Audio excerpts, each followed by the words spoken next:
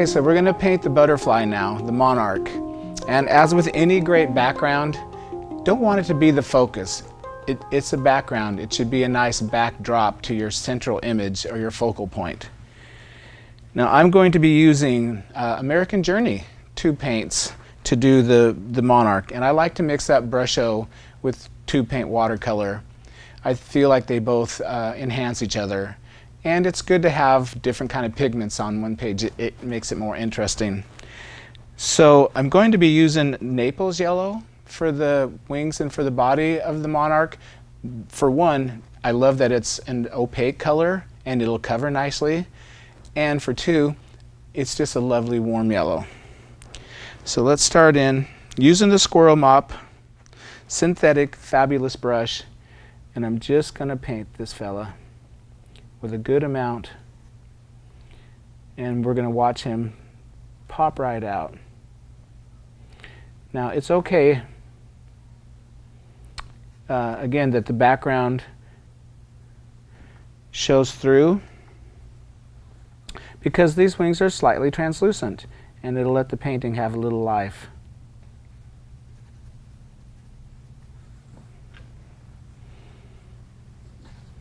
And as with any painting, it's always a good idea to vary the color. So every now and then, I'm going to take just a little bit of orange and just work it in. Just give it a little bit of color. Love Naples yellow. I learned this color from my friend Don Andrews.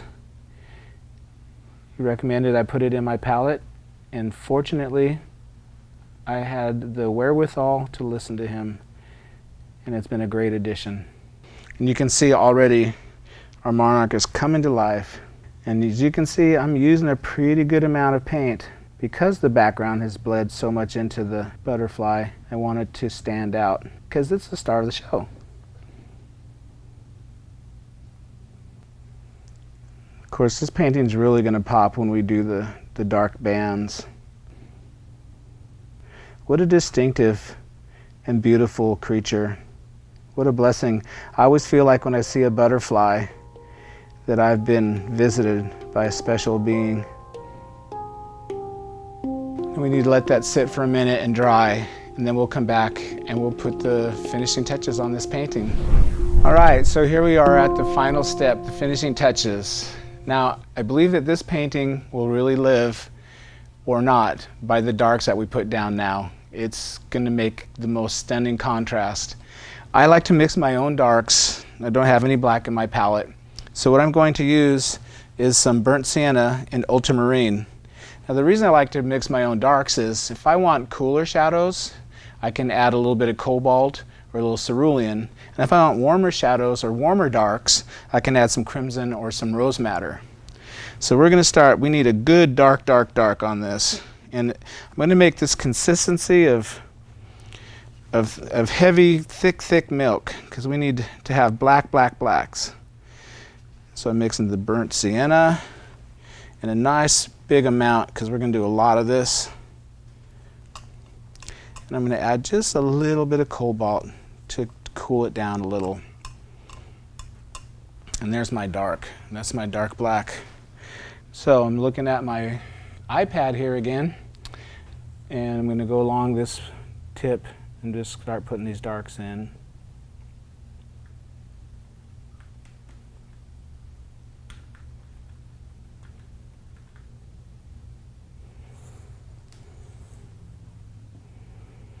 Now you notice I am choking the brush up a little bit more control here.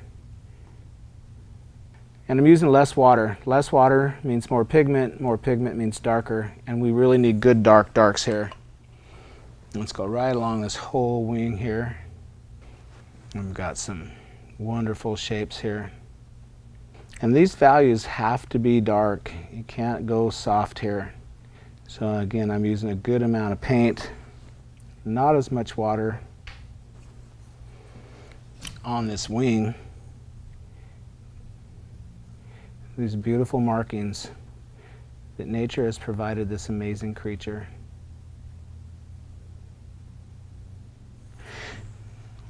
And just for varied color, I'm going to go back and splash a little cerulean. And maybe even a little turquoise.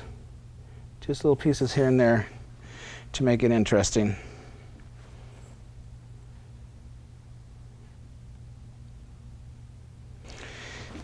Okay, let's mix up some more. Good amount of burnt sienna. And it's great to have just juicy, right out of the tube, toothpaste consistency paint to work with. You don't want to try to take a dry cake of paint and rub it with a wet brush. You need nice, thick, soupy, juicy, delicious colors like that. A little cobalt in there to cool it off.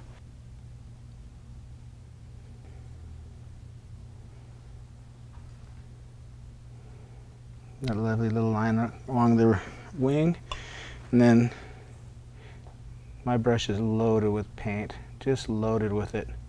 Let's go along and make a nice, dark, bold line. Isn't that fun? And this is going to go right across the top of the wing here too. Just like that. This is getting a little tight, a lot of lines. This is loosened up a tiny bit. Splash a little water on there. And let's lose a little bit of one of these edges. Let's mix up some more dark. We're going to use a lot of paint here. But you know, they make more. And I know art supplies, they're a privilege, but they're worth it.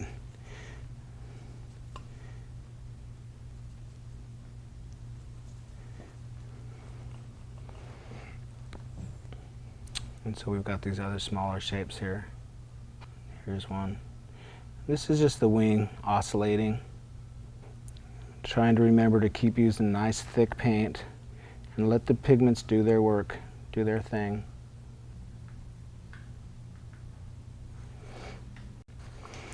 All right, so that's 2 wings down. Let's give that a little more love.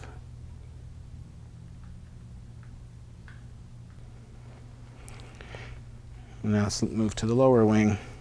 This one has a nice feature in it. If you look at the bottom of this image, the bottom wing has this beautiful cerulean blue kind of tinge to it. Just magical. Actually, before we do that, while this is still wet on this wing too, let me drop a little the turquoise in like we did up above there, just for interest. There we go.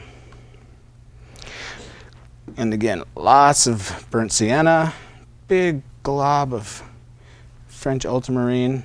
Get nice, thick, wonderful, juicy color. Some cobalt blue to cool it down just a tiny. Now, the wing detail on the bottom, not quite as thick.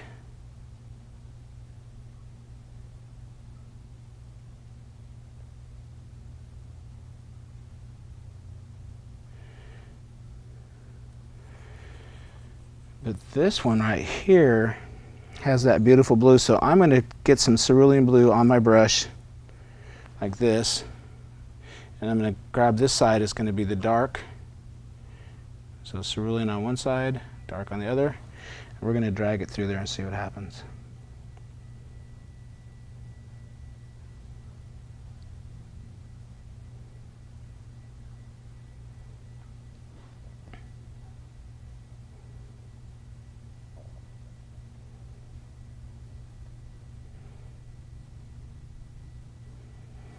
Let's add a little bit more, a little turquoise and cerulean. So I really want that pretty blue to show up. And let's finish the rest of the black off.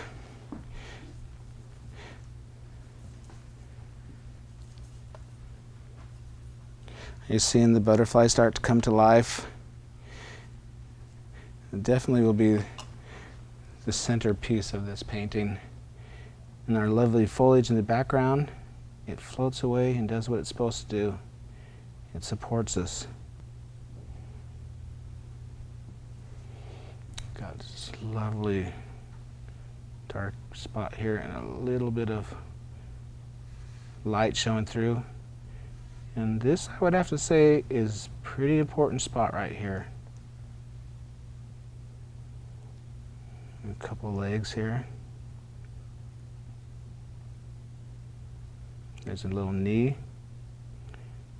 And this one comes out like this.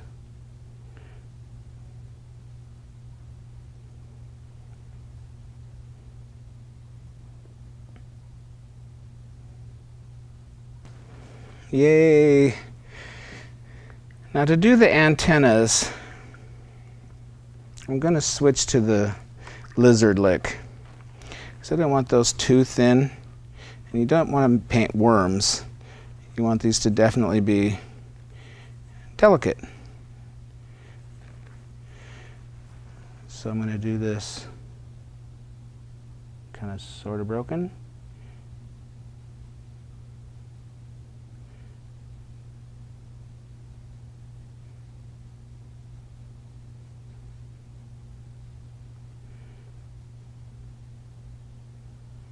There you go. And there's another little something there. Let's work on the points of these legs a little bit.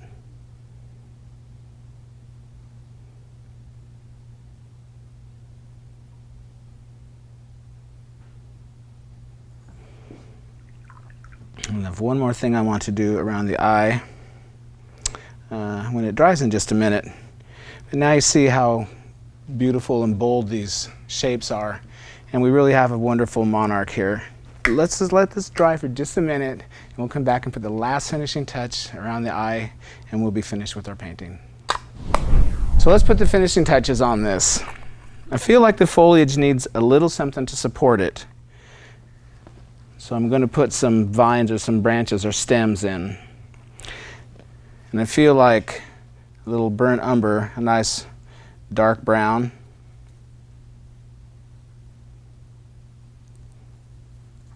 With a little bit of this ultramarine mixed in, ought to just do the trick.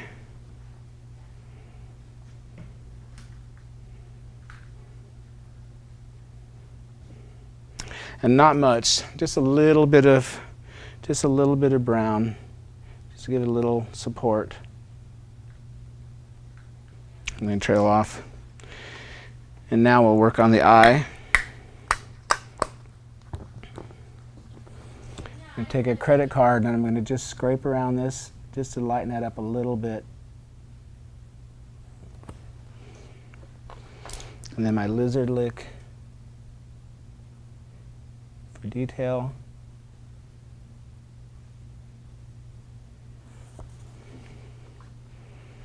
And there it is, a monarch butterfly with brush of foliage in the background.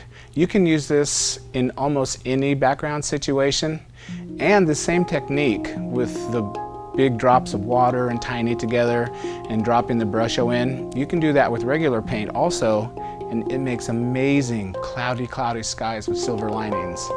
But that's a video for another time. Hope you enjoyed this. Thank you very much.